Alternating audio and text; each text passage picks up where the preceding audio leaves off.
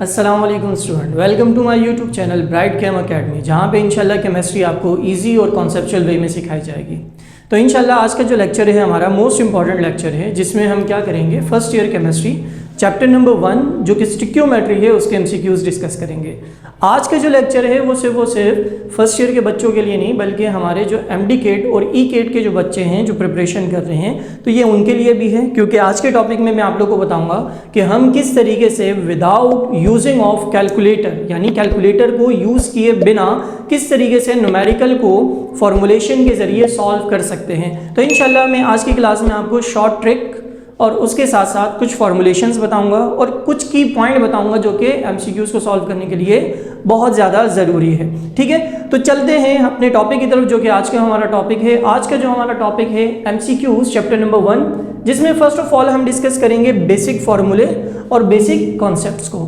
तो फॉर्मूलों की तरफ चलते हैं कि हमारे पास चैप्टर नंबर 1 में टोटल कितने फॉर्मूले हैं जो कि न्यूमेरिकल के लिए और एमसीक्यूज़ के लिए यूटिलाइज हो सकते हैं। तो सबसे पहला जो फॉर्मूला है वही हमारा जाना पहचाना, ठीक है, जिसको हम कई दफ़ा यूज़ कर चुके हैं। अगर आपको याद हो तो हमने इसको स्टिक्योमेट्रिक रिलेशनशिप में भी यूज़ किया था, जहाँ पे mass mass relation, mass volume relation, volume volume relation, फिर हमने लिमिटिंग रिएक्टेंट वाले न्यूमेरिकल में भी इसको यूज़ किया था। और इसके साथ साथ हमने क्या किया था, परसेंटेज यील्ड वाले फॉर्मूले में भी हमने क्या किया था, वहाँ पे मोल का फॉर्मूला यूज़ किया था थ्योरेटिकल यील्ड को निकालने के लिए। तो मोल का फॉर्मूला हमारे पास क्या होता है, मास ओवर मोलर मास। ठीक है, मास को हम स्मॉल m से इंडिकेट करते हैं और मोलर मास को हम कैपिटल M से इंडिकेट करते हैं। सेकंड जो फॉर्मूला हमारे पास है वो अगेन मोल्स का फॉर्मूला आता है, लेकिन अब की बार जो मोल का फॉर्मूला है वो कहलाएगा इन टर्म ऑफ वॉल्यूम। अब वॉल्यूम के लिए हम क्या करेंगे, मोल का फॉर्मूला यूज़ करेंगे। बिलफर्ज अगर न्यूमेरिकल हो या हमारे पास कोई एमसीक्यूज हो जिसमें मोलर वॉल्यूम की डिस्कशन हो रही हो, यानी वॉल्यूम ऑफ गैस के बारे में डिस्कस किया जा रहा हो, तब हम मोल का जो फॉर्मूला यूज़ करेंगे वो यूज़ करेंगे moles is equal to volume divided by 22.41। Again it is a constant value. ठीक है, थर्ड फॉर्मूले की तरफ चलते हैं। थर्ड फॉर्मूला जो हमारे पास है वो है नंबर ऑफ पार्टिकल्स। अगर आपको थोड़ा याद आ रहा हो पिछला लेक्चर, ठीक है, उसमें हमने डिस्कस किया था कि नंबर ऑफ पार्टिकल हमारे पास होते क्या हैं। तो नंबर ऑफ पार्टिकल मैंने आपको कहा था इन टर्म ऑफ एटम भी हो सकते हैं और इन टर्म ऑफ मॉलिक्यूल भी हो सकते हैं। अगर तो आपको एग्जाम में एटम गिवन है, सर हमें कैसे पता चलेगा कि एमसीक्यूज में यह हमारे क्वेश्चन में एटम दिया हुआ है। तो अगर सिंगल आपके पास कोई भी सिंबल है जैसे कार्बन, इसके साथ साथ अलग से हाइड्रोजन या ऑक्सीजन, तो ये क्या कहलाएंगे, आपके पास एटम कहलाएंगे। तो जब भी आप एटम लिखोगे तो एटमों के एटम्स की तादाद निकाल सकते हो, यानी number of atom find out करोगे आप। ठीक है, और इसी के साथ हमारे पास नंबर ऑफ पार्टिकल में हम मॉलिक्यूल्स को भी रख सकते हैं। नंबर ऑफ पार्टिकल में हम मॉलिक्यूल्स को भी रख सकते हैं। अब मॉलिक्यूल्स कब रखेंगे, जब मॉलिक्यूल आपको सवाल में गिवन होगा। फॉर एग्जांपल अब एटम और मॉलिक्यूल में बेसिकली डिफरेंस यही होता है, जब हाइड्रोजन ऑक्सीजन मिलते हैं तो क्या बनता है, वाटर। वाटर हमारा क्या है, मॉलिक्यूल। यानी अगर आप वाटर पर इस फॉर्मूले को इंप्लीमेंट करोगे तो नंबर ऑफ पार्टिकल की जगह क्या आ जाएगा, नंबर ऑफ मॉलिक्यूल, क्योंकि हमें मॉलिक्यूल दिया हुआ है। अब नंबर ऑफ पार्टिकल का फॉर्मूला जो होता है वो बराबर होता है n मल्टीप्लाई बाय Na। अब ये n यहाँ पर क्या है, n को हम कहते हैं बेटा मोल्स, पहले भी हमने डिस्कस किया था। ठीक है, और जो Na है ये हमारे पास क्या है बेटा, इसको हम नाम देते हैं एवोगाड्रो नंबर। आई थिंक आपको ये बात समझ में आ गई होगी। फोर्थ फॉर्मूले की तरफ चलते हैं। ठीक है, फोर्थ फॉर्मूला तो नहीं है बल्कि यही Na है, जिसको मैंने यहाँ पे क्या कहा गया है, एवोगाड्रो नंबर कहा है। अब एवोगाड्रो नंबर भी हमारे पास कांस्टेंट होता है। तो एवोगाड्रो नंबर की जो कांस्टेंट वैल्यू है वो क्या है हमारे पास, 6.02 10⁻23 एक्सपोनेंट 23 भी कहा जाता है। लास्ट फॉर्मूला हमारे पास जो है वो क्या कहलाता है, परसेंटेज यील्ड। अब परसेंटेज यील्ड का जो फॉर्मूला है वो हमारे पास बराबर होता है practical yield divided by theoretical yield multiply by 100। तो ये वो फॉर्मूले थे जो कि चैप्टर नंबर 1 में हमने यूटिलाइज किए थे। अब एक फॉर्मूला ऐसा है जो कि हमारे पास न्यूमेरिकल में तो कहीं पे हमने यूज़ नहीं किया था, बट एमसीक्यूज़ में ज़रूर बताया जाता है। अब वो जो एमसीक्यूज़ वाला फॉर्मूला है वो यहाँ पे मैंने मेंशन किया है, बिलफर्ज। आपको एक मॉलिक्यूल दिया हुआ है, जैसे मैंने कहा कि अगर मॉलिक्यूल गिवन होगा तो इस फॉर्मूले से आप उसके मॉलिक्यूलों की ही तादाद निकाल सकते हैं, एटमों की तादाद आप फाइंड आउट नहीं कर सकते। बट ऐसा भी तो हो सकता है कि हमारे पास क्वेश्चन आ जाए, उसमें कहा जाए कि वाटर मॉलिक्यूल में हाइड्रोजन के एटमों की तादाद बताएं, यानी number of hydrogen atom in water molecule find करना है, तो वहाँ पर फिर हम कौन सा फॉर्मूला यूज़ करेंगे? वहाँ तो ये वाला फॉर्मूला आप डायरेक्टली यूज़ नहीं कर सकते। तो वहाँ पे हम क्या करते हैं, हम आते हैं सिंपल वे पे, जो हमारा लास्ट फॉर्मूला बनता है वो बनता है number of atoms in molecule. मैंने यहाँ मेंशन भी किया ताकि हमें आइडिया हो कि फॉर्मूला कब यूज़ करना है, और वो बराबर होता है n, ये सेम एज इट इज़ ही है, Na एवोगाड्रो नंबर, और लास्ट में हमारे पास क्या आ जाती है? एटोमिसिटी। अब ये एटोमिसिटी क्या है हमारे पास, इसको हम आगे डिस्कस करते हैं। तो ये तीन चीज़ें हमारे पास आती है, तो हम क्या कर सकते हैं, किसी भी मॉलिक्यूल में मौजूद नंबर ऑफ एटम्स को मालूम कर सकते हैं। ठीक है, मेरे ख्याल में ये जो फॉर्मूले हैं ये आपको समझ में आ गए होंगे। तो चलते हैं, इसके बाद कुछ हमारे पास बेसिक कॉन्सेप्ट्स हैं जो कि इन फॉर्मूले के लिए समझना ज़रूरी है। अगर वो बेसिक कॉन्सेप्ट आपको समझ में आ गए तो समझिएगा आप MCQs आसानी से सॉल्व कर सकते हैं। सिर्फ फॉर्मूलों का याद रहना या मालूम होना इजाफी नहीं है, ठीक है, मुकम्मल नहीं है। जब तक आपको इसके कॉन्सेप्ट समझ में नहीं आते, ठीक है, इनके बेसिक पॉइंट समझ में नहीं आते, तब तक इन फॉर्मूलों का आपको फ़ायदा नहीं होना। तो चलते हैं बेसिक कॉन्सेप्ट्स की तरफ, जिसमें सबसे पहला मैंने पॉइंट लिखा है जो बेसिक कॉन्सेप्ट में, वो ये है हमारे पास कि किसी भी केमिकल सब्सटेंस का जो 1 मोल होता है वो किस चीज़ के बराबर होता है। तो यहाँ पे देखिए मैंने एक जुमला लिखा है, ठीक है, एक सेंटेंस लिखा है, 1 mole of substance equal to molar mass of substance. अब इसका मतलब क्या है? अब कोई भी केमिकल सब्सटेंस लें, उसका जो 1 मोल होगा ना, वो हमेशा उस केमिकल सब्सटेंस के मोलर मास के बराबर होगा। अब मोलर मास से क्या मुराद है यहाँ पे? मोलर मास से क्या मतलब है यहाँ पे? मोलर मास का मतलब है यहाँ पे अगर एटम है तो उसका एटॉमिक मास के इक्वल होगा। फॉर एग्जांपल जैसे सोडियम का एटॉमिक मास होता है 23, तो अगर हम बात करते हैं 1 mole of sodium equal to, तो कितने ग्राम के हो जाएगा बेटा? वो हो जाएगा 23 ग्राम के बराबर हो जाएगा। तो समझ में आ रही है बात यहाँ तक? ठीक है, इसी तरह अगर हमारे पास मॉलिक्यूल होगा तो उसके मॉलिक्यूलर मास के इक्वल होगा। ठीक है, समझ रहे हो बात यहाँ पे? यानी फॉर एग्जांपल अगर मैं कहता हूँ 1 मोल ऑफ वाटर कितने ग्राम के बराबर होता है, तो 1 मोल ऑफ वाटर जो होता है वो होता है 18 ग्राम। इसका मतलब ये हुआ जो 18 ग्राम है आपके पास वो क्या है? उसका मोलर मास है। तो 1 mole of any chemical substance equal to their molar mass. समझ में आ गई? तो किसी भी चीज़ का 1 मोल लोगे तो वो हमेशा उसके मोलर मास के बराबर होगा। अगर एटम होगा तो एटॉमिक मास, अगर मॉलिक्यूल होगा तो molecular mass. Next sentence, 1 mole of any substance contain 6.02 10⁻23 atoms और molecule। इसका क्या मतलब हुआ? देखें, अगर हम किसी केमिकल सब्सटेंस का 1 मोल लेते हैं तो उसमें जो नंबर ऑफ एटम्स की तादाद निकलेगी और नंबर ऑफ मॉलिक्यूल की तादाद निकलेगी। अब ये दो अलग अलग पॉइंट है, ठीक है। नंबर ऑफ एटम कब कहेंगे? जब आपको एटम गिवन होगा तो उसमें आप कहोगे नंबर ऑफ एटम 1 मोल में इतने मौजूद होते हैं, कितने? जो कि एवोगाड्रो नंबर है हमारे पास, ठीक है। अगर मॉलिक्यूल गिवन होगा तो 1 मोल ऑफ मॉलिक्यूल में भी हमारे पास कितने एटम मॉलिक्यूल मौजूद होंगे, सॉरी, वहां पे भी हमारे पास नंबर ऑफ मॉलिक्यूल कितने होंगे? 6.02 10⁻23। तो इसलिए मैंने यहाँ पे लिखा कि 1 मोल ऑफ जो हमारे पास केमिकल सब्सटेंस होता है उसमें अगर एटम वो है तो एटमों की तादाद होगी, और अगर वो चीज़ मॉलिक्यूल है तो इतनी मॉलिक्यूलों की तादाद होगी। तो हमें एक और बात पता चली, 1 mole always equal to Avogadro number. समझ में आ रही है बात? ठीक है। इसके बाद थर्ड पॉइंट पे चलते हैं। थर्ड पॉइंट हमारा क्या है?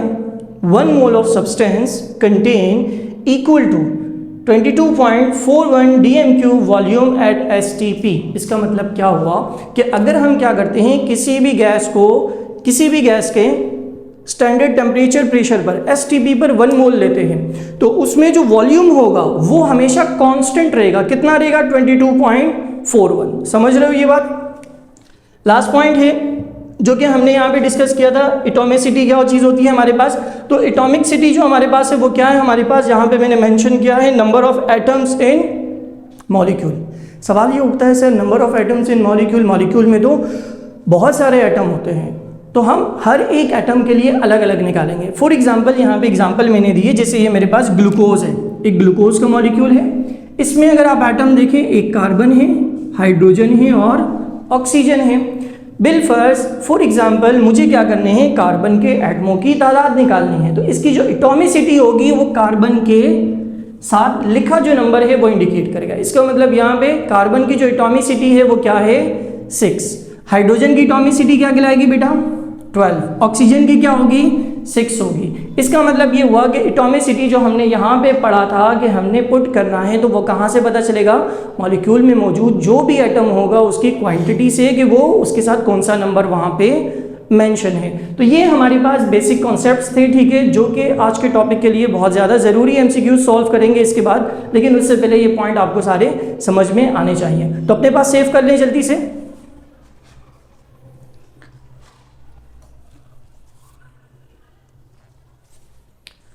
उम्मीद है कि आपको ये सारे पॉइंट क्लियर हो चुके होंगे, ठीक है बेटा। अगर तो ये पॉइंट आपको क्लियर हैं तो इंशाल्लाह इसके बाद अभी हम एमसीक्यूज़ को सॉल्व करेंगे, तो वो बुक के जो आपके एमसीक्यूज़ है एक्सरसाइज के, तो वो आसानी से इंशाल्लाह सॉल्व हो जाएंगे। तो चलते हैं अपने बुक के जो हमारे एक्सरसाइज के एमसीक्यूज़ हैं उनको सॉल्व करते हैं, और उसमें जो हम विदाउट कैलकुलेटर जो ट्रिक्स लगनी हैं, ठीक है, टाइम वेस्ट किए बगैर उसकी तरफ बढ़ते हैं, ठीक है बेटा। ठीक है बच्चों, आपको स्क्रीन के ऊपर एमसीक्यूज़ नज़र आ रहे होंगे जो कि आपके बुक के हैं, ठीक है बेटा। तो एमसीक्यूज़ नंबर 1 में रीड करने जा रहा हूँ, और आप लोग ज़रा देखिएगा। फर्स्ट एमसीक्यूज़ जो हमारे पास है यहाँ पे मेंशन है, if the volume occupied by the oxygen gas 0O2 at STP again आ रहा है। एसटीपी का मतलब क्या होता है, standard temperature and pressure, is 44.8 DMQ, the number of molecules of O2 in the vessels are dash. ठीक है, वेजल में हमारे पास कितने होंगे, सिंपल हमारे पास जो वॉल्यूम ऑक्युपाइड कर रहा है ऑक्सीजन गैस एसटीपी पर वो कितना कर रहा है 44.8 DM³ डेसीमीटर क्यूब। तो हमें नंबर ऑफ मॉलिक्यूल निकालने हैं। तो आपको पता है नंबर ऑफ मॉलिक्यूल का फॉर्मूला अभी मैंने आपको थोड़ी देर पहले बताया था। तो उसके लिए हमें क्या चाहिए होंगे, सबसे पहले मोल्स की रिक्वायरमेंट होगी, और अगर हमने वॉल्यूम को मोल्स में कन्वर्ट करना है तो हम किस तरीके से कन्वर्ट करेंगे। तो चले फॉर्मूला आप लोग को पता है, हम चलते हैं इसको देखते हैं किस तरीके से हम इसको कन्वर्ट कर सकते हैं। तो वॉल्यूम का formula in term of number of moles हमारे पास जो होता है वो सिंपली हमारे पास होता है N = वॉल्यूम डिवाइडेड बाय 22.41। ठीक है बेटा। अब हमें वॉल्यूम गिवन है, वॉल्यूम हमें कितना दिया हुआ है, हमें दिया हुआ है 44.8 DM³ डिवाइडेड बाय हमारे पास क्या है 22.41। ठीक है। अब अगर इन दोनों को डिवाइड करोगे तो लाजिम सी बात है हाफ आंसर आएगा। विदाउट कैलकुलेटर इजीली हो सकता है, और अगर आपसे डायरेक्ट नहीं हो रहा तो आप बेसिकली क्या करें, सॉल्यूशंस की तरफ जाएं। ठीक है, जो कि बेसिक हमारे पास होती है मैथमेटिक्स, जिसमें हम क्या करते हैं बेटा, सिंपली हम डिवाइड कर रहे होते हैं। अब जैसे 22 के टेबल में 44 भी आएगा, तो 22 1 ज़ा 22 और 22 2 ज़ा 44। तो आंसर हमारे पास क्या आ रहा है 2/1 आ रहा है। ठीक है, तो आंसर जो हमारे पास है 2/1, तो यह आंसर हमारा बनेगा 2 बन जाएगा। अब हमें मालूम है कि 1 मोल में हमारे पास जो होते हैं वो कितने एटम्स होते हैं, थोड़ी देर पहले मैंने बताया था हमारे पास 1 मोल में होते हैं 6.02 10⁻23। ये हमारे पास नंबर ऑफ एटम हो गए। ठीक है बेटा, नंबर ऑफ एटम हमारे पास कितने हो गए 23, ये नंबर ऑफ एटम्स हो गए। अगर 1 मोल में इतने हैं तो 2 मोल में कितने हो जाएंगे, डबल हो जाएंगे। समझ में आ रही है बात। तो अगर हम डबल करते हैं इसको तो मल्टीप्लाई बाय ये क्या हो जाएगा बेटा 2 हो जाएगा। तो जब इसको आप मल्टीप्लाई करेंगे तो पावर को एज इट इज रहने देना, पावर चेंज नहीं होगी। सिंपल हमारे पास क्या चीज़ चेंज हो जाएगी, 6 2 ज़ा 12 हो जाएगा। तो आंसर हमारे पास आ जाएगा 12। ठीक है, पॉइंट। उसके बाद नेक्स्ट हमारे पास जो है वो क्या है 0, 2 0 ज़ा 0 एज इट इज आ जाएगा, 2 2 ज़ा 4 हो जाएगा हमारे पास। एक्सपोनेंट हमारे पास क्या आ जाएगा बेटा 23 आ जाएगा। ठीक है, तो हमारा जो आंसर है वो क्या है 12.04 10⁻23। क्या ये ऑप्शन में मौजूद है या नहीं, तो चलते हैं देखते हैं ज़रा हम। ऑप्शन में आप देख रहे हैं यहाँ पे, ठीक है, हमें दिया हुआ है 12.04 10⁻23। तो ये हमारा जो है ये हमारा सुटेबल आंसर है। ठीक है, यानी जो सी है वो हमारा क्या है बेटा करेक्ट आंसर है। तो हमने एक एमसीक्यूज़ कर लिया, एमसीक्यूज़ नंबर 1। ठीक है, बहुत सिंपल था। एमसीक्यूज़ 2 की तरफ चलते हैं। एमसीक्यूज़ 2 जो हमारे पास है वो क्या है हमारे पास, the number of carbon atom in 1 mole of sugar. ठीक है, नंबर ऑफ कार्बन एटम याद आ रहा है, थोड़ी देर पहले हमने पढ़ा था। शुगर एटम में हमारे पास नंबर ऑफ कार्बन एटम कितने होंगे अप्रॉक्सीमेटली बताने हैं। ठीक है, शुगर का फॉर्मूला दिया हुआ है हमें, शुगर का जो फॉर्मूला है वो ये दिया हुआ है आपको, क्या है आपके पास C12H22 एंड O11। हमने सिर्फ किसको फाइंड आउट करना है बेटा, कार्बन को फाइंड आउट करना है, कार्बन के एटम को फाइंड आउट करना है। तो एटम्स को निकालने के लिए जो मैंने आपको फॉर्मूला बताया था इन मॉलिक्यूल के फॉर्मूले में, तो चले बोर्ड की तरफ हम चलते हैं, दोबारा से समझते हैं हम कि हमारे पास नंबर ऑफ एटम का फॉर्मूला क्या था। अगर आपको ये पता हो नंबर ऑफ एटम का फॉर्मूला तो याद हो आपको, तो मैंने बताया था n मल्टीप्लाई बाय Na और हमारे पास था एटॉमिसिटी, अगर याद हो आपको। एटॉमिसिटी मैंने आपको बताया था, एटॉमिसिटी क्या होती है? एटॉमिसिटी आपके पास जो है वो क्या चीज़ है? Number of atom in molecule है। तो हमारा जो मॉलिक्यूल था C12, यानी उसमें जो मोल्स हैं हमारे पास, वो देख लेते हैं हम कि मोल्स कितने दिए हुए हैं, और फिर एवोगाड्रो नंबर तो हमारे पास कांस्टेंट है, ठीक है, 1 मोल दिए हैं। कितने मोल दिए हुए हैं बेटा? 1 मोल। तो 1 आ जाएगा हमारे पास मल्टीप्लाई बाय, ठीक है, एवोगाड्रो नंबर हमारा कितना है? 6.02 10⁻23 आ गया ये हमारे पास। मल्टीप्लाई बाय एटॉमिसिटी हमारे पास कितनी है वो जरा देखें। यहाँ पे कार्बन में एटॉमिसिटी हमारे पास कितनी है बेटा? अगर आप यहाँ पे फोकस करें, ठीक है, तो एटॉमिसिटी हमारे पास जो कार्बन की है वो कितनी दी हुई है? 12 दी हुई है। कितनी दी हुई है बेटा? 12। तो 12 हमारे पास एटॉमिसिटी है कार्बन की, तो ये मल्टीप्लाई बाय हमारे पास क्या हो जाएगा? 12 हो जाएगा। और जब आप इसको सिंप्लीफाई करेंगे ये एज इट इज आ जाएगा, ठीक है। 12 को 6 से मल्टीप्लाई करें तो बहुत सिंपल सी हमारे पास है, ठीक है। यहाँ पे भी अक्सर बच्चों को प्रॉब्लम होती है मल्टीप्लिकेशन में, तो बेस्ट ये है कि पावर को आपने नहीं छेड़ना, पावर को सेम रहने देना है। जस्ट आपने क्या करना है, जो हमारे पास पॉइंट वाली वैल्यूज हो उनको हमने क्या कर लेना है? मल्टीप्लाई कर देना है। जैसे हमारे पास क्या है 6.02, ठीक है, इसको हमने क्या करना है? 12 से मल्टीप्लाई करना है। तो 12 से हम चलो इसको मल्टीप्लाई करते हैं। जैसे हमारे पास 6 2 12 हो जाएगा, ठीक है। 12 + 1 आगे कैरी चला जाएगा, 6 1 6 हो जाएगा, +1 करोगे तो 72। हमारे पास आंसर क्या आ रहा है बेटा? 72 आ रहा है। बाकी वैल्यू हमारे पास क्या रहेगी? सेम रहेगी। ऑप्शन में देखते हैं क्या 72 मौजूद है, ठीक है, हमारे पास। तो ऑप्शन में अगर हम देखते हैं, ए ऑप्शन में तो नहीं है हमारे पास 72, बी भी नहीं है, सी भी नहीं है, तो लास्ट हमारा सुटेबल आंसर क्या है? डी। डी हमारा एग्जैक्ट आंसर है, ठीक है। तो इसका आंसर हमारा क्या बनना है? डी बनना है। आप देख रहे हैं बड़े सिंपल तरीके से विदाउट कैलकुलेटर हम क्या कर रहे हैं? एमसीक्यूज़ को सॉल्व कर रहे हैं। थर्ड एमसीक्यूज़ की तरफ चलते हैं। जो थर्ड एमसीक्यूज़ है हमारे पास वो क्या है बेटा? In the reaction sodium water और कन्वर्ट हो रहा है ये सोडियम हाइड्रोक्साइड में और हाइड्रोजन गैस में, ठीक है। फिर उसके बाद वो कह रहा है if 23 gram of sodium react with excess of water the volume of hydrogen gas liberated at STP should be. यानी आपसे क्या पूछा गया है? वॉल्यूम पूछा गया है। किस चीज़ का वॉल्यूम पूछा है? हाइड्रोजन गैस का। कब पूछा है? एसटीपी पर, स्टैंडर्ड टेम्परेचर और प्रेशर पर। तो वो हम कैसे निकालेंगे, ठीक है। सबसे पहली चीज़ आपको पता होना चाहिए कि हमारे पास जो मोलर वॉल्यूम का कॉन्सेप्ट है वो क्या है। मैंने फॉर्मूला थोड़ी देर पहले आप लोगों को बताया था कि फॉर्मूला हमारे पास क्या होता है, ठीक है। मैं दोबारा से रिपीट भी कर लेता हूँ ताकि आपको आइडिया हो जाए कि हमारे पास वॉल्यूम का फॉर्मूला क्या होता है। इन टर्म ऑफ मोल जो हमारे पास वॉल्यूम का फॉर्मूला होता है बेटा, ठीक है, इन टर्म ऑफ मोल वो बराबर होता है वॉल्यूम डिवाइडेड बाय 22.41, ठीक है। ये हमारे पास क्या होता है? वॉल्यूम का फॉर्मूला होता है इन टर्म ऑफ मोल। अगर आप देखें यहाँ पे मोल तो नहीं, थ्री में हमने देखा कि हमारे पास सोडियम का मास गिवन है और हमने क्या करना है? सोडियम के मास से हाइड्रोजन के वॉल्यूम को फाइंड आउट करना है। तो यहाँ रिलेशन भी लग रहा है हमारे पास, ठीक है। अगर आप देखें तो सबसे पहले तो हम क्या करते हैं? सोडियम के मास को कन्वर्ट करते हैं मोल्स में, ताकि हम मोल मोल रिलेशन लगा के हाइड्रोजन के वॉल्यूम को फाइंड आउट करना। तो हमारे पास जो सोडियम का मास दिया हुआ है वो कितना दिया हुआ है बेटा? 23 दिया हुआ है, ठीक है। और इसका एटॉमिक मास भी कितना होता है? 23 होता है। तो दोनों को डिवाइड करेंगे तो हमारे पास सोडियम के मोल्स कितने आ जाएंगे? 1 आ जाएंगे। ये तो आ गई बात सोडियम की। लेकिन हमें सोडियम का के वॉल्यूम नहीं चाहिए, हमें हाइड्रोजन का वॉल्यूम चाहिए। तो उसके लिए हमें क्या करना होगा? मोल रेशो लगाना होगा। मोल रेशो के लिए अगेन आपने यहाँ पे क्या करना है? इक्वेशन में देखना है कि हाइड्रोजन और सोडियम के दरमियान मोल रेशो कितना है। तो अगर हम यहाँ पे देखें बेटा, हमारे पास सोडियम के पास 2 मोल्स है, ठीक है, और हाइड्रोजन के पास कितने मोल्स है? कोई मोल नहीं है, 1 मोल है, ठीक है। यानी 1 मोल कंसीडर होगा अगर कुछ नहीं लिखा जाएगा। तो रेशो बनना है 2:1। इसका मतलब ये हुआ कि 2 मोल of sodium 1 mole of hydrogen क्या कर रहा है? प्रोड्यूस कर रहा है, ठीक है। अभी हमने जो फाइन मोल निकाले थे वो भी हमने देखे थे, सोडियम के कितने आए थे? 1 आए थे। तो मोल रेशो सिंपल हम लगाते हैं। हमने यहाँ पढ़ा कि 2 मोल जो सोडियम है वो प्रोड्यूस कर रहे हैं 1 मोल ऑफ हाइड्रोजन। समझ में आ रही है? तो 1 मोल ऑफ सोडियम जो है वो कितने मोल ऑफ हाइड्रोजन प्रोड्यूस करेगा, ये हमने फाइंड आउट करना है। तो अगर देखो ये डबल था इसका, तो जब 1 हो जाएगा तो वो उसका क्या हो जाएगा? हाफ। यानी डबल का ये हाफ प्रोड्यूस कर रहा है। ये आसान अल्फाजों में आप क्रॉस मल्टीप्लाई कर लें, ये ज़्यादा इजी रहेगा आपके लिए।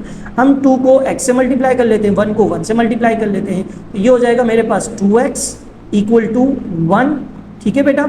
अब ये 2 जो है यहाँ मल्टीप्लाई हो रहा है, नीचे जाके डिवाइड हो जाएगा। तो ये x = 1 डिवाइडेड बाय 2 हो जाएगा हमारे पास, ठीक है। अब अगर इसका आंसर निकालोगे 1/2 हमारे पास बराबर होता है हाफ के, तो ये आंसर हमारे पास हो जाएगा 0.5। समझ में आ रही है बेटा?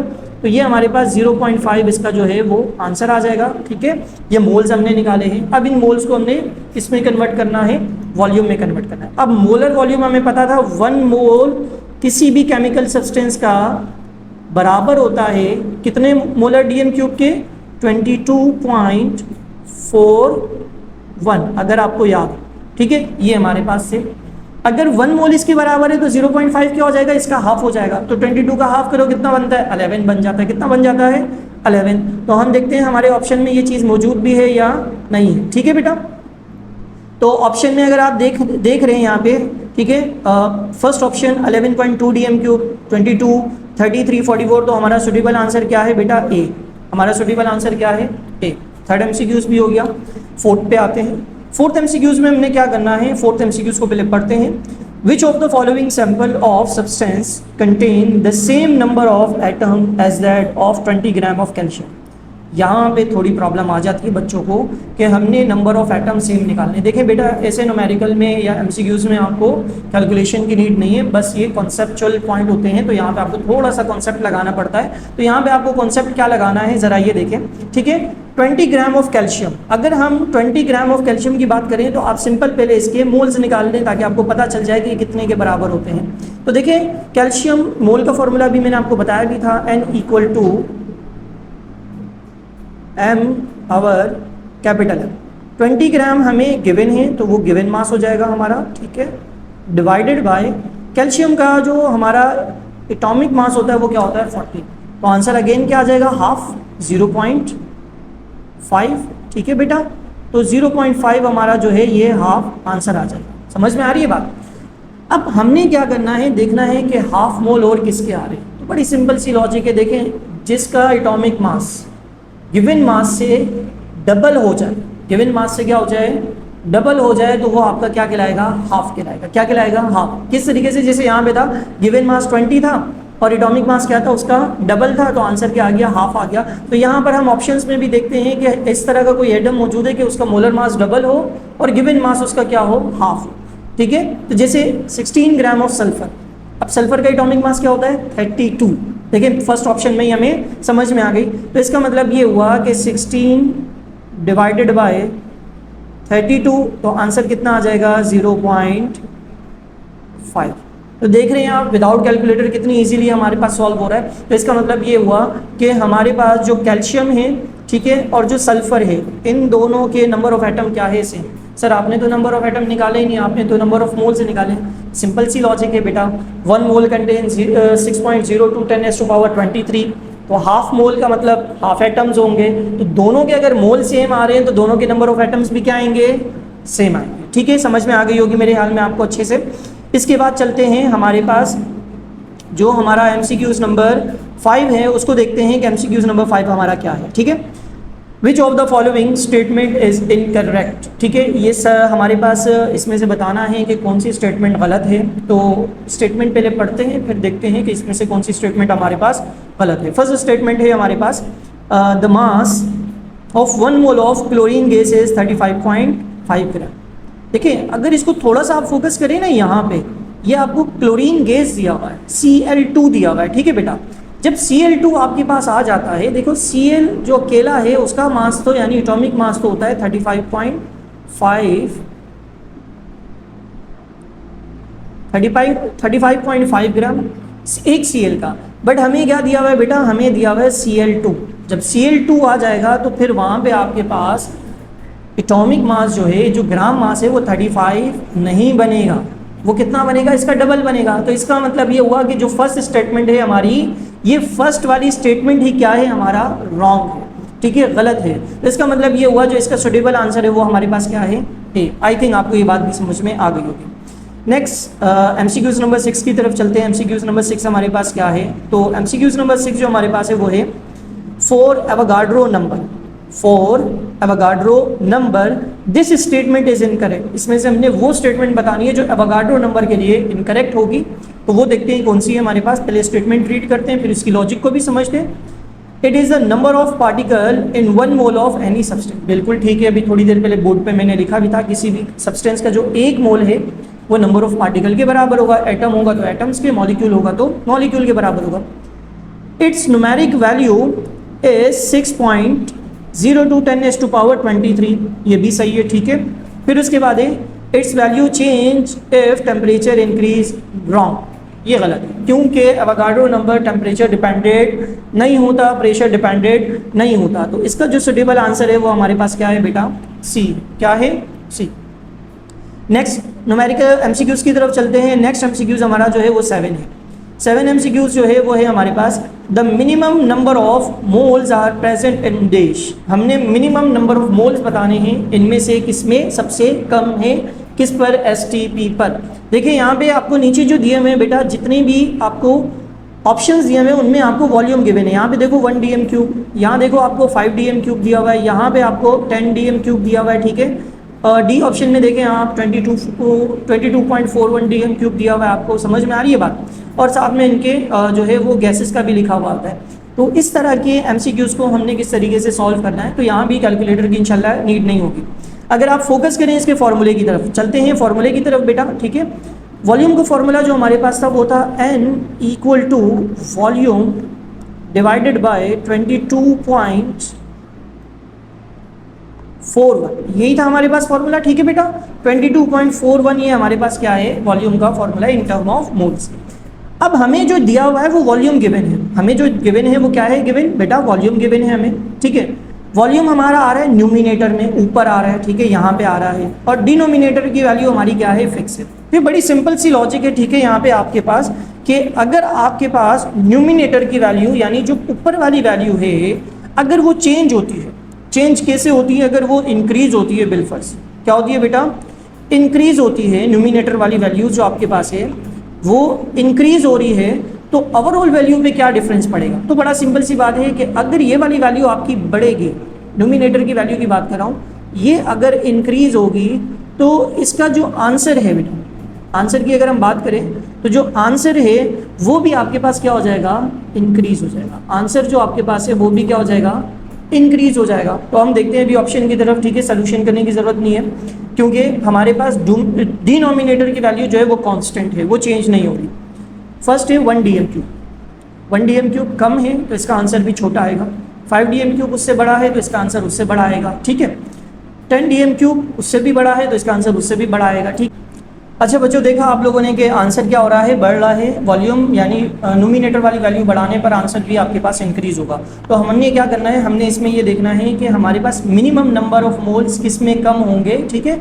तो कम मोल्स हमने देखने हैं, तो इसका मतलब ये हुआ कि न्यूमिनेटर वाली यानी उसका जो गिवन वॉल्यूम है वो सबसे क्या होना चाहिए? कम होना चाहिए। तो अगर आप यहाँ पे देखें इसके कितने मोल दिए हुए हैं? 1 दिए हुए हैं ए ऑप्शन के, बी ऑप्शन में 5 दिए हुए हैं, सी ऑप्शन में 10 दिए हुए हैं और डी ऑप्शन में आपके पास 22.4 दिए हुए हैं, ठीक है। तो इसका जो करेक्ट आंसर है वो मे भी अभी आपको समझ में आ रहा होगा, तो वो हमारे पास क्या है बेटा? 1 है। आप सॉल्व करके भी देख सकते हैं, ठीक है, डिवाइड करके भी देखेंगे तो 1 जो ए ऑप्शन जो है इसके सबसे कम मोल्स आपके पास आएंगे। चलते हैं नेक्स्ट एमसीक्यूज की तरफ जो कि हमारे पास 8 एमसीक्यूज है। नंबर ऑफ एटम्स इन 60 ग्राम और 60 ग्राम कार्बन में हमने क्या करने हैं? नंबर ऑफ एटम्स निकालने हैं। अब 60 ग्राम कार्बन में नंबर ऑफ एटम निकालने के लिए मैंने आपको बताया था, सबसे पहले आप क्या करें? एटम का जो आपके पास मास दिया हुआ है उसको मोल में कन्वर्ट करें, क्योंकि मोल के फॉर्मूले से ही हम क्या कर सकते हैं? नंबर ऑफ एटम निकाल सकते हैं। तो चलते हैं इसका थोड़ा सा सोल्यूशन देखते हैं किस तरीके से हम करते हैं। तो अगर हम यहाँ पे देखें 60 ग्राम हमें जो है वो कार्बन का मास गिवन है और इसका जो एटॉमिक मास होता है कार्बन का वो क्या होता है? 12 होता है, ठीक है। डिवाइड करते हैं। अगेन मैंने आपको कहा यहाँ पे विदाउट कैलकुलेटर सॉल्व करना है, तो विदाउट कैलकुलेटर आपको टेबल एटलीस्ट याद होनी चाहिए। अगर टेबल नहीं भी याद तो फिर भी आप कर सकते हैं, लेकिन मैं चलो और सिंप्लीफाई करता हूँ। जैसे मेरे पास 6 1 6 मैंने कर दिया, 0 ऊपर चला जाएगा तो ये 10 हो जाएगा और ये मैंने क्या कर दिया 6 2 12। अब ये 2 के टेबल से कट सकता है, मैं बड़े टेबल पे नहीं गया ताकि इसी रहे हमारे पास 2 1 2 और 2 5 10। तो हमारे पास आंसर क्या आ रहा है बेटा? 5 मोल्स आ रहे हैं। क्या आ रहे हैं? 5 मोल्स। अब इस 5 मोल्स को हमने क्या करना है? एवोगाड्रो नंबर से मल्टीप्लाई करना है, ठीक है, क्योंकि हमें पता है एक मोल में 6.02 होते हैं, तो 5 में कितने होंगे ये हमने देखना है। 6.02 10⁻23, ठीक है। तो हमने इसमें चेक करने हैं कि कितने हैं। अब इसको मल्टीप्लाई कर ले, हमें पता है 5 6 से क्या होता है 30 होता है। 5 6 से क्या होता है बेटा 30, तो हमारे पास क्या आ जाएगा 30.0, ठीक है। 5 0 से 0 और 5 फिर 10 हो जाएगा, तो 1 0 आ जाएगा आपके पास, 1 आ जाएगा। एक्सपोनेंट क्या है आपके पास 23। तो ये हमारा आंसर है। देखते हैं क्या ऑप्शन में मौजूद है कि नहीं। तो ऑप्शन में हम ज़रा देखते हैं, हमारे पास ऑप्शन ए 3.01 ये तो नहीं हो सकता हमारे पास। 3.01 एक्सपोनेंट 24 ये भी नहीं हो सकता। 6.02 ये भी नहीं है हमारे पास, ठीक है। और हमारे पास 6.02, अच्छा एक और चीज़, सॉरी ये मैं बताना भूल गया। अब देखिए यहाँ पे ए और बी में एक डिफरेंस है। 3.01 एक्सपोनेंट 23 है और 3.01 एक्सपोनेंट 24 है। अब इन दोनों में डिफरेंस क्या है, पावर का डिफरेंस है, ठीक है। लेकिन ये हमारे आंसर से मैच नहीं करता। अक्सर बच्चे यहाँ गलती कर जाते हैं, जैसे मुझसे अभी हुई थी, ठीक है। यहाँ पे क्या है, जैसे ये जो हमारा बी आंसर है ये हमारा क्या है करेक्ट आंसर है बेटा। बी जो आंसर है ये हमारा क्या है करेक्ट आंसर है, ठीक है। अब बी करेक्ट कैसे हुआ सर, हमारा जो ऑप्शन था आंसर जो आ रहा था वो तो 30.01 आ रहा है हमारे पास, ठीक है। 30.01 एक्सपोनेंट 23 आ रहा है। तो अगर आपको यहाँ पे याद हो तो मैंने आपको शिफ्टिंग ऑफ डेसिमल के बारे में बताया था। अगर मैं इस पॉइंट को यहाँ पे शिफ्ट करता हूँ, बिल्कुल यहाँ शिफ्ट करता हूँ, तो ये क्या बन जाएगा मेरे पास 3.0, ठीक है। उसके बाद 0 अगेन 1 भी लगा लेते हैं हम। एक्सपोनेंट के बाद हमारे पास 23। अब इस पॉइंट ने एक क्या किया है, डिजिट को क्रॉस किया है, यानी यहाँ से इस 0 को इसने क्रॉस किया है, तो एक्सपोनेंट में पावर एक प्लस हो जाएगी। 23 के बजाय वो क्या बन जाएगी 24। मेरे ख्याल में ये बात आपको यहाँ पे समझ में आ गई होगी, ठीक है बेटा। नेक्स्ट एमसीक्यूज की तरफ चलते हैं। सेकेंड लास्ट एमसीक्यूज है, maximum number of molecules present in following sample of gas. Maximum number of molecule निकालने हैं, ठीक है। अगेन हमने यहाँ पे क्या करना है, मोल्स देखने हैं। जिसके मोल सबसे ज़्यादा होंगे, ठीक है बेटा, जिसके मोल सबसे ज़्यादा होंगे उसके मॉलिक्यूलों की तादाद भी सबसे ज़्यादा होगी, क्योंकि सारे ही यहाँ पे आपको क्या दिए हुए हैं बेटा मॉलिक्यूल दिए हुए हैं। जैसे अगर हम यहाँ पे देखें, हमारे पास जो सबसे पहला है वो हमारे पास क्या है बेटा कार्बन, ऑक्सीजन है, सॉरी 100 ग्राम ऑफ ऑक्सीजन दिया हुआ है। फिर 100 gram of methane gas CH4 दिया हुआ है, 100 ग्राम ऑफ कार्बन डाइऑक्साइड दिया हुआ है और 100 ग्राम ऑफ क्लोरीन गैस दी हुई है। अगर आप चारों को देखें, चारों की नोमिनेटर की जो वैल्यू है वो सेम है। अब की बार डिनोमिनेटर वाली वैल्यू क्या हो रही है, चेंज हो रही है, यानी जो नीचे आ रही है, ठीक है। क्योंकि मोलर मास आएगा, हमें पता है mass in gram divided by molar mass होता है। मोल का फॉर्मूला यहाँ पे हमारे पास सिंपल लगेगा, ठीक है। तो हमारे पास N equal to M over capital है, ये मोलर मास का हमारे पास क्या लगेगा यहाँ पे फॉर्मूला लगेगा, सॉरी मोल का फॉर्मूला लगेगा। अब हम अपने देखते हैं एमसीक्यूज को ज़रा, ठीक है। हमारे एमसीक्यूज में 100 ग्राम ऑक्सीजन दिया हुआ था, ठीक है। अब यहाँ पे अगेन मैं एक ट्रिक बताऊंगा आपको, ठीक है। नोमिनेटर में हमने पढ़ा था जितना बड़ा आंसर होता चला जाएगा वैल्यू भी उतनी, यानी उसका आंसर भी बड़ा होता चला जाएगा। यानी आपके पास नोमिनेटर की वैल्यू बड़ी है तो उसका आंसर भी बड़ा आएगा, नोमिनेटर की वैल्यू छोटी है तो आंसर भी छोटा आएगा। यहाँ रिवर्स है इसका। यहाँ पे आपके पास जो डिनोमिनेटर ये वाली जो वैल्यू है अगर ये बढ़ेगी बेटा, ठीक है, तो फिर आपके पास जो न्यूमिनेटर वाली वैल्यू है वो क्या हो जाएगी, यानी जो आपका जो आपका आंसर है वो क्या हो जाएगा, छोटा हो जाएगा। जो आपका आंसर है वो क्या हो जाएगा, छोटा हो जाएगा, ठीक है। तो हम ज़रा देखते हैं अपने आंसर्स को, ठीक है ना। यहाँ पे हम देखते हैं जैसे ऑक्सीजन है, ऑक्सीजन का हमारे पास मोलर मास 32 आता है।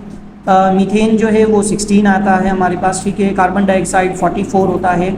और क्लोरीन का अगर हम देखते हैं मोलर मास तो वो हमारे पास कितना है 71 है, ठीक है। मैं लिख भी देता हूँ, जैसे ऑक्सीजन O2 का मेरे पास कितना है 32, ठीक है। और उसके बाद हमारे पास मीथेन CH4 है, CH4 का हमारे पास 16 है। फिर उसके बाद हमारे पास क्या है बेटा, CH4 के बाद कार्बन डाइऑक्साइड है और देन हमारे पास कार्बन डाइऑक्साइड इसका आ जाता है हमारे पास 44 मोलर मास, आप लोग को निकालने आता होगा। और फिर कार्बन डाइऑक्साइड के बाद लास्ट हमारे पास जो है वो क्या है हमारा क्लोरीन गैस। क्लोरीन गैस का एक का 35.5 होता है, तो दोनों का मिला के हमारे पास बन जाता है 71। अब हमारा ऑप्शन सवाल में पूछ क्या रहा था कि मैक्सिमम नंबर बताना है। मैक्सिमम नंबर के लिए ज़रूरी ये है कि डिनोमिनेटर में वैल्यू क्या होनी चाहिए, छोटी होनी चाहिए। तो इनमें सबसे छोटा मोलर मास किसका है बेटा, CH4 का है। जब CH4 का सबसे छोटा मोलर मास हो गया तो इसके मॉलिक्यूल्स की तादाद भी सबसे ज़्यादा आएंगे, मैक्सिमम आएंगे, क्योंकि नोमिनेटर की वैल्यू बढ़ती है तो जो आपका आंसर है वो छोटा हो जाता है। अगर ये वैल्यू आपके पास नोमिनेटर वाली कम होती चली जाएगी तो आपका आंसर क्या होता चला जाएगा, बढ़ता चला जाएगा। तो इसलिए CH4 जो हमारा है ये सुटेबल आंसर है, ठीक है। तो हमारे पास जो CH4 है इसके मोल्स हमारे पास क्या है बेटा, सबसे कम है। तो ये तो मैंने आपको डायरेक्ट वे बताया कि आप डायरेक्टली कैसे सॉल्व कर सकते हैं, ठीक है। अगर आपने फॉर्मुलेशन के जरिए करना है तो फॉर्मुलेशन से भी आप कर सकते हैं। आप क्या करें, इन तमाम को मोल्स में कन्वर्ट कर लें simply. 100 divided by 32, 100 divided by 44, 100 divided by 16, 100 divided by 71, जिसके मोल्स आपके पास जो है वो देखें, जिसका आंसर आपके पास आ रहा है और फिर उसको एवोगाड्रो नंबर के फॉर्मूले में पुट करें और आंसर निकालें। तो आपके पास जो मीथेन है वो आप देखेंगे कि उसके मोल जो हैं वो सबसे नंबर ऑफ मॉलिक्यूल जो हैं वो सबसे मैक्सिमम आ रहे हैं। लास्ट MCQs की तरफ चलते हैं, जो कि हमारा लास्ट MCQs है चैप्टर नंबर 1 का, और थियोरेटिकल है, इतना मुश्किल नहीं है, बड़ा सिंपल है। देखते हैं हम, यहाँ पे लिखा हुआ है जनरली, ठीक है, जनरली एक्चुअल यील्ड इज, जो एक्चुअल यील्ड होती है वो क्या होती है जनरली। यहाँ नीचे 4 स्टेटमेंट दी है, उसमें से कोई एक स्टेटमेंट सही होगी आपके पास, लेकिन सबसे पहली चीज़ आप ये समझ लें कि एक्चुअल यील्ड होती क्या है। देखिए, मैंने प्रीवियस क्लासेस में आप लोगों को बताया था कि जो हमारे पास प्रैक्टिकल यील्ड होती है उसी को ही हम क्या नाम देते हैं, एक्चुअल यील्ड। अभी थोड़ी देर पहले हमने फॉर्मूले में भी डिस्कस किया था इसको, ठीक है बेटा। तो हमारे पास एक थ्योरेटिकल सवाल भी मैंने आप लोग को लास्ट लेक्चर्स में करवाए थे, प्रीवियस लेक्चर्स में, आप देखिएगा लास्ट में उसको। वहाँ पे हमने बात की थी जो हमारा प्रैक्टिकल यील्ड होता है वो always less than actual theoretical yield होता है, और प्रैक्टिकल यील्ड को ही हम क्या नाम देते हैं, एक्चुअल यील्ड का नाम दे रहे होते हैं। तो यहाँ पे हम देखते हैं कि हमारे पास जो है इस तरह की कोई ऑप्शन है या नहीं है, क्योंकि हमने बात की practical yield always less than theoretical yield, और प्रैक्टिकल यील्ड को ही एक्चुअल यील्ड कहा जाता है। तो ऑप्शन 1 जो हमारे पास है ये है हमारा generally, greater than theoretical yield, बिल्कुल नहीं हो सकता। लेस देन थ्योरेटिकल यील्ड, अभी हमने यही डिस्कस किया, बिल्कुल। इक्वल टू भी नहीं हो सकता, समटाइम ग्रेटर समटाइम लेस, ये भी नहीं हो सकता। तो जो बेस्ट आंसर है हमारे पास और जो राइट आंसर है वो हमारा क्या है, ऑप्शन बी है। तो ये आज के हमारे MCQs से उम्मीद करता हूँ कि ये MCQs आप लोग को समझ में आए होंगे। शॉर्ट ट्रिक्स जितनी यहाँ पे यूज़ होनी थी वो हमने यूज़ की, ठीक है बेटा। कुछ चीज़ें हैं जो मैं आपको बताना चाहूँगा यहाँ पे कि आपको ये जो ऑप्शंस पॉइंट जो मैंने बताए थे नोमिनेटर और डिनोमिनेटर वाले, ये लाजमी याद रखिएगा MD कैट के स्टूडेंट और E कैट वालों के लिए। बहुत ज़्यादा इंपॉर्टेंट पॉइंट है ये कि अगर नोमिनेटर की वैल्यू बढ़ेगी तो साथ में आंसर की वैल्यू भी बढ़ेगी। अगर डिनोमिनेटर इसका रिवर्स है, डिनोमिनेटर की वैल्यू बढ़ेगी तो आंसर उसका रिवर्स होगा, इन्वर्स होगा, ठीक है, वो छोटा हो जाएगा। और सेकेंडली कुछ MD कैट के स्टूडेंट्स के लिए यहाँ पे सजेशन है मेरी तरफ से कि आप लोग क्या करें, कुछ हमारे पास जो फ्रैक्शंस वैल्यूज़ होती हैं उनके आंसर्स डेसिमल में याद कर लें। जैसे 1/2 किसके बराबर होता है, 3/2 किसके बराबर होता है, 5/2 किसके बराबर होता है, ठीक है, ताकि आप डायरेक्टली और जो पॉइंट में वैल्यूज़ जो हमारे पास आ रही हैं उसका आंसर आप फाइंड आउट कर सकते हैं, ठीक है। तो ये आज का हमारा लेक्चर था जो कि चैप्टर नंबर 1 हमारा लास्ट लेक्चर है, ठीक है। इसको वाइंड अप करते हैं, और वाइंड अप करने से पहले जाने से पहले अगर आप लोग चैनल पर नए हैं तो सब्सक्राइब करें, लाइक करें और बेल आइकन को ज़रूर प्रेस करें, ठीक है। इसी तरह इंशाल्लाह नई वीडियोज़ आती रहेंगी। नेक्स्ट चैप्टर की तरफ चलेंगे जो चैप्टर नंबर 2 होगा हमारे सिन बोर्ड टेक्स्ट बुक का, ठीक है। और इंशाल्लाह नेक्स्ट लेक्चर में मिलते हैं और नेक्स्ट वीडियो में मिलते हैं, तब तक के लिए अल्लाह हाफिज़।